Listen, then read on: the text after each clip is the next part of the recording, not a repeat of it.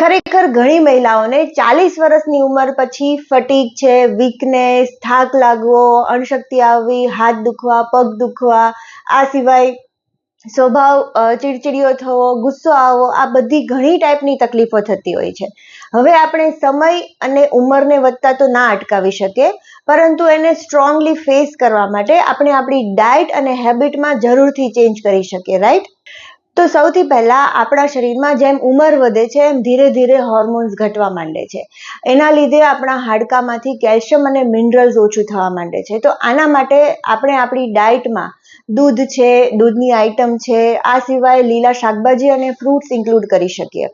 આ સિવાય 40 વર્ષની આસપાસ આપણા મસલ લોસ થવા માંડે છે. તો એના માટે આપણે આપણી ડાયટમાં પ્રોટીન, જે આપણને કઠોળ, ડ્રાય ફ્રૂટ્સ અને સીડ્સમાંથી મળશે.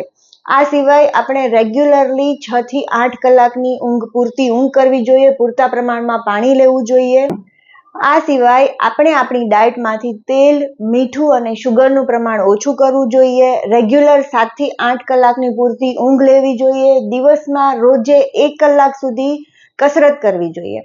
આ સિવાય આપણી યાદશક્તિ અને મગજનું સ્ટ્રેસ ઘટાડવા માટે યોગા અને મેડિટેશન પણ કરવું જોઈએ.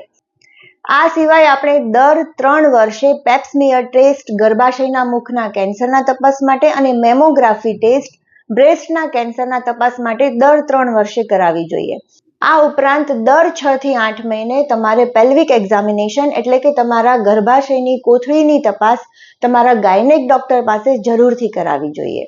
જો આ વિડીયો તમને યુઝફુલ લાગ્યો હોય તો તમારા ફ્રેન્ડ્સ અને ફેમિલીને જરૂરથી શેર કરજો.